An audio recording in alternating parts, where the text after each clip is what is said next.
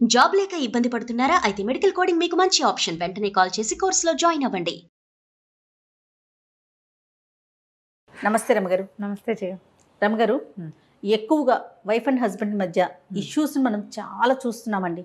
చిన్న చిన్న విషయాలకి అది చాలా పెద్దదై కొన్ని రోజుల పాటు మాట్లాడుకోకుండా, ఒకరి మొహం ఒకరు చూడకుండా అయిపోతుంది. పోట్లాడుకోవటం ఇంకా ఎక్కువ మాట్లాడుకోవాలంటే అసలు నువ్వు వేరు నేను వేరు, మనం నీ బ్రతుకు నా బ్రతుకు నాది, సింపుల్గా మనం ఇష్యూస్ అని మర్యాదకరంగా మాట్లాడతాం. మూడు పెళ్ళం పొట్టాడుకు వస్తూ ఉంటారు, ఎంతసేపు పొట్లాడుకుంటారు. నువ్వంటే నువ్వు, నేనంటే నేను, తూతూ ఎంతంటే నువ్వెంత, అంతే. మా అమ్మ నాన్న చిన్నప్పటి నుంచి నన్ను ఒక మాట కూడా అనలేదంటుంది అమ్మడు. పెళ్ళం అంటే ఇలా ఉంటుంది అనుకోలేదంటాడు మొగుడు. అంతే అంతే కదా. అత్యద్భుతంగా పెంచేశారంటారు. అమ్మ చీత కొట్టినా సరే ఆ మాట ఎవరు చెప్పరు కదా. అమ్మ చీత కొట్టడం అలవాటుగా ఉంటుంది. పైగా ఏంటంటే ప్యాంపర్ చేయించుకోవాలని ఉంటుంది ఆడపిల్లలకి. మగపిల్లలకి ఆడవాళ్ళు అత్యద్భుతంగా అన్నీ చేసేసి అన్నీ చేతికి అందించేసి తమ ఏదంటే అదే జీహుజూరం చేసేసి తమకి ఒక జీతం బత్తెలు లేని ఒక భృత్యురాల కింద భార్య ఉంటుంది కొంతమంది అబ్బాయిలకి. అన్నీ తన మనసులో ఉన్న మాట వాళ్ళకి అర్థమైపోవాలి. తను ఏం చెప్పదలుచుకున్నాడో దానికి తెలిసిపోవాలి. అంతే. దాని ఫీలింగ్లు, దాని ఏడుపు, దాని వ్యవహారం వీడికి అక్కర్లేదు. అంతే. అమ్మాయిలకేమో తమని లాడు ప్యారు, తమను ముద్దుగా చూసుకోవటం, తమ కోరికలు, తమ ఐడియాస్ని ఉండాలని అమ్మాయికి ఉంటుంది. పక్కన ఉన్నవాడు మనిషేనని వాళ్ళకి అనిపించదు. పాపం ఈ పిల్లని తెచ్చాము దీనికి సరదా సంతోషం చూడాలని అబ్బాయికి ఉండదు. సెల్ఫిష్. అవును అవును. పైగా వాడొక అబ్బాయి, ఇదొక అమ్మాయి, ఇవే ఉంటాయి. అంతే. మనకి ప్రపంచంలో రెండే కదా జాతులు, ఆడ మొగ. అంతే. పోట్లాడుకుంటూ ఉండాలి. కానీ ప్రతి మొగతోటి మనం పోట్లాడం. మన నాన్న, మన అన్నయ్య వీళ్ళు మనకు కావాలి. వాళ్ళు ఏం చేసినా కరెక్టే. వాళ్ళు ఎప్పుడు హీరోలే. నాన్నే మన హీరో, అన్నయ్యే మనకి హీరో వర్షిప్గా ఉంటుంటాడు. మన తమ్ముడే ముద్దు. మరిది మీద ఒళ్ళు మంటగా ఉంటుంది కానీ తమ్ముడి మీద మంటగా. తమ్ముడు ఏం చేసిన చిన్న వెధవా, వాడికి ఇంకా తెలియదు అనిపిస్తుంది. అదే వయసున్న మరిదికి మాయరోగం, ఓవర్ యాక్షన్ అనిపిస్తుంది. న్యాచురల్ కదా. అంతే. అదే మగపిల్లలకి ఏమైనా ఉంటుంది, మరదళ్ళు ఓవర్ యాక్షన్ చేస్తున్నారు లేదా వదిన గారు అతివేషాలు ఇస్తుంది అంటారు. తమ చెల్లెళ్ళు తమకే అలవాటుగా ఉంటారు కదా. వాళ్ళ అతివేషాలు, వాళ్ళ ఓవర్ యాక్షన్లు, వాళ్ళ పిచ్చివేషాలు అన్నీ నార్మల్గా ఉంటాయి. అవి అలవాటుగా ఉండటం, అది అమాయకత్వంగా తోస్తుంది. అది కూడా వస్తుంది. వాళ్ళ అమ్మ అమాయకురాలే. వాళ్ళ అమ్మ ఎవర్ గ్రీన్ అమాయకురాలు. అసలు ఏం తెలీదు, పిచ్చిమోహం. అదే అక్క పిచ్చిమోహం, చెల్లి పిచ్చిమోహం. వచ్చే వాళ్ళే తెలియగల పాప వాళ్ళని నేనే చూడాలి. అంతే. ఇలాంటి ఇవి ప్రతి చోట ఉంటాయి జయ, ప్రతి వాళ్ళకి ఉంటాయి. మనుషులం మనం ఎప్పుడు. ఇప్పుడు అమ్మ ఇందులో వాడు అది ఇది అంటున్నాను అనుకోకుండా ఒక క్యాజువల్ భాషగా చెప్తున్నాను. దీంట్లో ఎలా ఉంటుందంటే ప్రతివాడికి నేను కరెక్ట్, నేనే కరెక్ట్, నేనే ఎదుటివాడు తప్పు, లేదా తప్పేమో తప్పు వాళ్ళదేనేమో అనే అనిపిస్తుంది. ఈ అనిపించడంలో ఆడ మగ పిల్ల మేక తేడా లేదు, అందరికీ ఉంటుంది. అందరూ ఇలాగే ఉంటారు. ఎక్కడో ఉంటారు జయ అట్లా అర్థం చేసుకునేవాళ్ళు. అర్థం అవ్వకపోయినా సరే పోన్లే అని తూష్టీభావం వహిస్తారు కదా కొంతమంది. చూసి చూడకుండా ఊరుకుంటారు. మగవాళ్ళ దౌష్ట్యాన్ని సహిస్తారు ఆడవాళ్ళు. ఆడవాళ్ళ గద్దరితనాన్ని ఒప్పుకుంటారు మగవాళ్ళు. ఇవి రెండే కదా. మగవాళ్ళకి దౌష్ట్యం ఉంటుంది, ఆడవాళ్ళకి గద్దరితనం ఉంటుంది. వీరి రెండిటి వెనకాల వీళ్ళిద్దరూ మనిద్దరం భార్య భర్తలం, ఏదో పెళ్లి చేసుకున్నాం, కలిసి ఉండాలి, పెళ్ళాం నా మొగుడు, ఇలా ఒక భావాలు ఉంటాయి. ఓన్ ఫీల్ ఒకటి ఉంటుంది. ఇప్పుడు ఈ రోజుల్లో ఆ ఓన్ ఫీల్ పోతోంది. ఎవరికి వారే అనే ఆలోచన ఉందా? Over own feel. ఇది నాకు కావాల్సిందే, నా బొమ్మ, నేను చెప్పినట్టు వినాల్సిందేనన్న ఫీలింగ్స్. అది నాకు వద్దు బొర్రో అన్నా సరే వీడు నాకు కావాల్సిందే అంటాడు. అలా ఉండే ఆడపిల్లల్ని అమ్మాయిలు అని చీదరిచ్చినా సరే మగపిల్లలు వెంబడబడి చంపేయటాలు అవి చూస్తున్నాం కదా. నో అనే ఆప్షన్ ఇవ్వరు. అతి. అది పెళ్లి కాకముందే పెళ్ళయ్యాక ఉంటుంది, పెళ్లి కాకముందు ఉంటుంది. పెళ్ళయ్యాక ఆ ఫీలింగ్ ఉంటుంది, పెళ్ళయ్యాక కూడా ఉంటుంది జయ. ఆడవాళ్ళు ఎవరింటికైనా వెళ్ళినప్పుడు వీళ్ళు తమతోటే ఉండాలి, తమ దగ్గరే ఉండాలి, అటు ఇటు వెళ్ళకూడదు, పుట్టిళ్లలో పనులు చేయకూడదు, ఫ్రెండ్స్కి ఇంపార్టెన్స్ ఇవ్వకూడదు, కజిన్స్కి ఇంపార్టెన్స్ ఇవ్వకూడదు, వాళ్ళు వీళ్ళు కలవకూడదు. మీరు ఎంతమంది కనెక్ట్ అవుతారు తెలుసా? అవును అని ఆన్సర్లు 100 వస్తాయి జయ. తనకే ఇంపార్టెన్స్ ఇవ్వాలి. మా నాన్న అంటే నాకు పంచప్రాణాలు లాంటి పిచ్చి పిచ్చి మాటలు మాట్లాడకూడదు. మొగుడే పరమదైవం, ప్రత్యక్ష దైవం అనాలి. తనకి పొసెసివ్గా ఉంటారు. ఆడవాళ్ళు పొసెసివ్గానే ఉంటారు. చెల్లెల్ని బాగా చూస్తే ఓర్చుకోలేదు, అమ్మతో ప్రేమగా ఉంటే వీళ్ళకి నచ్చదు. అవును. ఎవరైనా కజిన్స్, చిన్నప్పటి నుంచి కలిసి పెరిగిన కజిన్స్ వాళ్ళతోటి వీళ్ళు చనువుగా ఉంటే భరించలేని తను. ఇది అతి.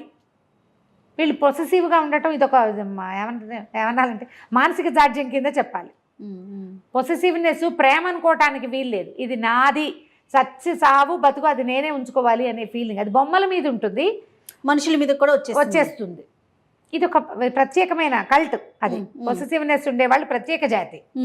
అలా కాకుండా ఇతను నా భర్త, ఈ విధి విధానంగా పెళ్లి చేసుకున్నాం, అమ్మ నాన్న వెతికి పెళ్లి చేశారు లేదా నేనే వెతుకుని చేసుకున్నాను వీడిని, కష్టమో నిష్ఠూరమో వీడితో కలిసి ఉందాం, వాడు ఎలాంటి వాడో అలాగే స్వీకరిద్దాం. పోట్లాడుకోరు, తొందరపాటు వాడు లేదా ఒకటి, లేదా మూర్ఖుడు మొండివాడు రెండోది, తెలియని వాడు మూడోది, ఆటే సంపాదన పరుడు కాదు, లేకపోతే సంపాదన మీదే ఎక్కువ ఆసక్తి, అది అతని మనస్తత్వం. యథాతథంగా ఉన్న మనిషిని ఉన్నట్టుగా తీసుకోవటం అనేది ఇప్పుడు లేదు. ఒక కోర్సు సెలెక్ట్ చేసుకుని అందులో నాకు కావాల్సిన సబ్జెక్టులు సెలెక్ట్ చేసుకున్నట్టుగానే ఒక పిల్లాడిని సెలెక్ట్ చేసుకుని నాకు కావాల్సిన లక్షణాలే ఉండాలని అనుకోవటం ఒక పెద్ద తప్పు. అవునండి. ఆ పిల్లాడే కాదు, ఆడపిల్లల్లో కూడా అంతే, అమ్మాయిల్లో కూడా అంతే. అమ్మాయి నాకు ఇట్లా కావాలి. ఇప్పుడు వీళ్ళిద్దరు నాకు ఒక పాయింట్ ఎప్పుడు అర్థం కాదు జయ, పిల్ల ఇదివరకు పెళ్లి చూపులు వస్తే అమ్మాయికి వంట వచ్చా అని అడిగేవాళ్ళు. బాగుంది శాస్త్రం, ఎందుకంటే అదేదో 10th ఇంటర్మీడియట్ చదివి ఇళ్లల్లో కూర్చుని అమ్మల వెనకాల పప్పుగా గుత్తులు తిప్పుకుంటూ వంటలు నేర్చుకునేవాళ్ళు. పెళ్లి చేస్తాం ఇంకా పిల్లకి వంట నేర్పించాలి అనుకునేవాళ్ళు. 12-14 ఏళ్ల వయసు వచ్చిన దగ్గర నుంచి బియ్యం వార్చమ్మ, అన్నం వార్చు, కూర తరిగి పెట్టు, వంకాయ ముక్కలు కదుపు, ఓసారి ఆలుగడ్డ ముక్కలు వేపించు, పాలు తోడుపెట్టు చేయించేవాళ్ళు కదా. ఇప్పుడు ఈ పిల్లాడు ఇద్దరు కలిసి ఎంటెక్ దాకా ఒకే రకమైన టెక్ తోటి పెరిగితే దీనికి వంట ఎక్కడి నుంచి వచ్చేస్తుందో చెప్పు? అవకాశమే లేదు. ఎక్కడి నుంచి నేర్చుకుంటుంది పాపం? పోనీ అమ్మాయి ఒక్కతే నేర్చుకోవాలా? అబ్బాయి నేర్చుకోడు వంట? వాడికి వద్దా? నేను ఈ ఒక్క పాయింట్లో మాత్రం నాకు మహామంటగా ఉంటుంది. వంట వచ్చు అంటే ఏదో వచ్చు, ఓ బెండకాయ కూర, ఓ వంకాయ చారు ఏదో చేసుకుంటుంది పిల్ల, వాడికేమొచ్చు? అది ఎవరు అడగరే. ఇంకా అసలు ఆ కల్చర్లో నుంచి బయటికి రాలేకపోతున్నాం. ఆ ఒక్క విషయంలో రావట్లేదమ్మా, మిగిలిన అన్నిట్లలో వచ్చేసాం.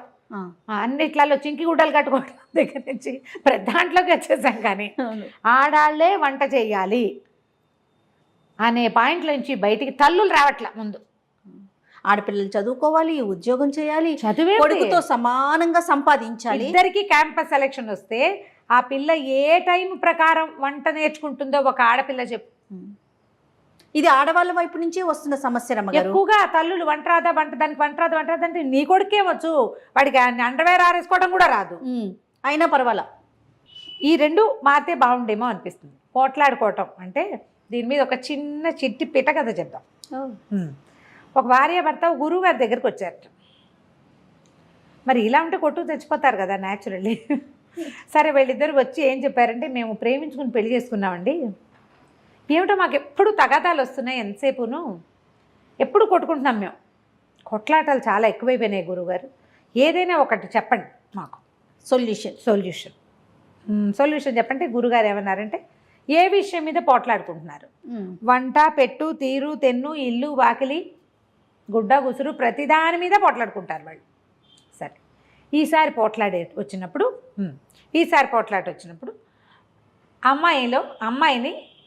అమ్మాయిని చూసినప్పుడు మీ అమ్మని గుర్తు తెచ్చుకో అని అబ్బాయి చెప్పాడు. అక్కడి నుంచి అమ్మాయికి ఏం చెప్పాడంటే, ఈసారి ఏదైనా పోట్లాడాల్సి వస్తే అబ్బాయి బదులు మీ నాన్న అక్కడ ఉన్నాడు అనుకో, బాగుంది అని చెప్పాడు. ఇప్పుడు ఏదైనా పోట్లాడాలంటే నాన్నతోటి పోట్లాడాలి లేదా అమ్మతోటి పోట్లాడాలి. అమ్మాయి అబ్బాయి ఇద్దరు ఇంటికి వెళ్ళిపోయారు. 1.5-2 ఏళ్ళకు పిల్లాన్ని ఎత్తుకుని ఓసారి మళ్ళీ కడుపుతో ఉన్న అమ్మాయి వచ్చారు గురువుగారి దగ్గరికి. ఏమి బాగున్నారా అని అడిగాడు ఆయన. మీ సలహా వల్ల బాగున్నామండి అని. ఎట్లా అంటే, ఇప్పుడు కూర ఏడ్చినట్టుంది అని చెప్పాలి. అమ్మని ఏనాడైనా అంటామా? ఆ మాట అనగలమా? ఏ మగపిల్లాడు వాళ్ళ అమ్మని ఏంటమ్మా నీకు ఒంట్లో బాగోలేదా, కూర సరిగ్గా చేయలేకపోయావు అంటాడు. అంతేగాని నీ మొహంలా ఉంది, ఎవడు నేర్పాడు అంటాడు అమ్మని. నీకు ఇలాంటి కూర నేర్పినందుకు మీ అమ్మని తిట్టాలి అంటారా? నీ పెంపకం ఇలా తగలబడింది అనగలరా? మనమ్మని మనం ఏమీ అనలేనప్పుడు భార్యని ఎలా అంటాడు? అనలేకపోయాడు. ఆ అమ్మాయి ఏం పెట్టినా తినేవాడు. అదే కూర అమ్మాయి నోట్లో పెట్టుకుని తిన్నాక, అయ్యో ఉప్పు ఎక్కువైపోయింది, లేదా కారం తగ్గింది, అసలు ఏమీ బాగుండదు, చప్పగా ఉంది, ఎలా తింటున్నాడో నాన్నకి బాగా చేసి పెట్టాలి. అందుకని అమ్మాయి చక్కగా జాగ్రత్తగా ఒళ్ళు దగ్గర పెట్టుకుని చేయటం మొదలుపెట్టింది. సమస్య తీరింది. ఎప్పుడూ కూడా పోట్లాటలు, కొట్లాటలు సెల్ఫిష్నెస్ వల్లే వస్తాయి. నేను, నాది, నాకు నచ్చాలి, నాకు నచ్చిందే చేయాలి, నేను అనుకున్నదే చేయాలి, నేనే అనేది కనుక మానేస్తే కొట్లాటలు తగ్గిపోతాయి. నువ్వు నువ్వు నువ్వు అంటే ఎంతసేపు పొట్లాటే కదా. అంతేగా. నేననుకో, నేను చేయగలనా ఇంత మాత్రమైనా అని ఆలోచించు కదా. అవును. అదే ఆలోచిస్తే కొట్లాటలు రానే రావు. ఈ కొట్లాటలకి ఆద్యము ఇళ్లల్లో మొదలవుతుంది. పిల్లలు ఏదైనా కామెంట్ చేస్తారు, మాట్లాడినప్పుడు తల్లులు ఖండించేసేయాలి. అట్లా అనకూడదు. చిన్నప్పటి నుంచి వేరే వాళ్ళని విమర్శించకూడదు. ఆడది చేకేం చేస్తుంది, ఆడపిల్ల దాన్ని ఏం అనకూడదు, ఇలాంటి భావాలు ప్రబోధించద్దు ఈ రోజుల్లో. మనుషులం మనం, అంతే. ఆడ మగ 2 విభాగాలు ఉన్నాయి. ఒకళ్ళతో ఒకళ్ళు కలిసి ఉండాల్సిన పరిస్థితి మనది. మన జీవితం అదే. అంతే కదా. ఆడ మగ చెరసకంగా కలిసి ఉండాలి. కొట్టుకు చూస్తూ ఉంటే ఒకే శరీరం 2 ముక్కలు అవ్వదు కదా. మనుషులు కాబట్టి విడిపోతాం. ఎందుకు విడిపోవాలి? వివాహ బంధంతో ఒకటయ్యాం. మన ఇద్దరం ఒకటే. కుడి కంటికి సరిగ్గా కనపడదనుకో, మనకి ఎడం కంటితో బాగా చూడడానికి ట్రై చేయమా. ఓ చెయ్యి ఎవడైతే రెండో చెయ్యికి బలం ఎక్కువ వస్తుంది కదా. ఓ కాలు ఎవడైతే రెండో కాలు మొత్తం బరువుని అదే లాగుతుంది. సంసారం ఇట్లా వెళ్తే ప్రాబ్లమ్స్ లేకుండా ఉంటాయి. కొట్టుకోకండి, తెంపుకోకండి అంటే ఏదో విపత్కర పరిస్థితులు వచ్చి భరించలేని స్థితి వస్తే మనం ఏం చెప్పలేం చేయ. వాటికి చిన్న చిన్న వాటికి ఎందుకమ్మా కొట్లాటలు? ఏదో ఒకటి మనం సర్దుకుంటే సరిపోతుంది. సర్దుకుంటే ఎంతసేపు సర్దుకోవాల్సి వస్తుంది అనిపిస్తుంది మీకు. కొన్ని పెట్టుకోండి, వీటికి మాట్లాడక్కర్లేదు అని. సమస్య గొంతు దాటినప్పుడు మాట్లాడాల్సిందే. చిన్న పొన్న వాటికి తగాదాలు చేసుకుని మాట్లాడి పోట్లాడుకుని చచ్చి వాళ్ళకి చెప్పి వీళ్ళకి చెప్పి ఎప్పటికీ తెగకుండా ఎవరు ఫస్ట్ సారీ చెప్పాలనే విషయం మీద కూడా పోట్లాడుకుని సారీలు చెప్పద్దు, మామూలుగా క్యాజువల్గా మాట్లాడుకోండి. పోట్లాట తగ్గిపోతుంది. అదొక ప్రాక్టీస్ అంతే. ఒకసారి ట్రై చేస్తే కుదురుతుంది. సంసారాలు చెడగొట్టుకోవద్దు.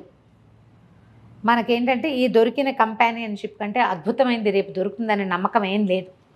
అందరూ ఇలాంటి వాళ్ళే, అన్నీ ఇవే సెల్ఫిష్ రకాలే ఉన్నాయి ఉన్నవన్నీను, ఆడైనా మొగైనా. అవును. ఎందుకంటే నేను పరీక్ష రాయాలి, నా ర్యాంక్ కోసం నేను పరిగెడతాను కదా. అదంతా సెల్ఫిష్ థింగే కదా. మనం ఫస్ట్ రావాలి, మనకు ర్యాంక్ రావాలి, మనకు ఉద్యోగం రావాలి, పోటీ. ఆ పోటీ నువ్వు జీవితంలోకి తెచ్చుకోకూడదు. అవును. చదువులో, ఉద్యోగంలో, ఆఫీస్లో, కెరీర్లో ఉన్న పోటీ జీవితంలో కూడా వచ్చి అవి అలవాటైపోయినాయి. వచ్చేసి చెరో పక్కకి లాగేసుకుంటున్నాం, చివరికి కొట్లాడుకుంటాం. కొట్లాట చివరి లక్ష్యంగా, చివరి విషయంగా ఉండాలి, నిత్య విషయంగా ఉండకూడదు. థ్యాంక్ యూ రమ్య గారు. నమస్తే. నమస్తే జయ.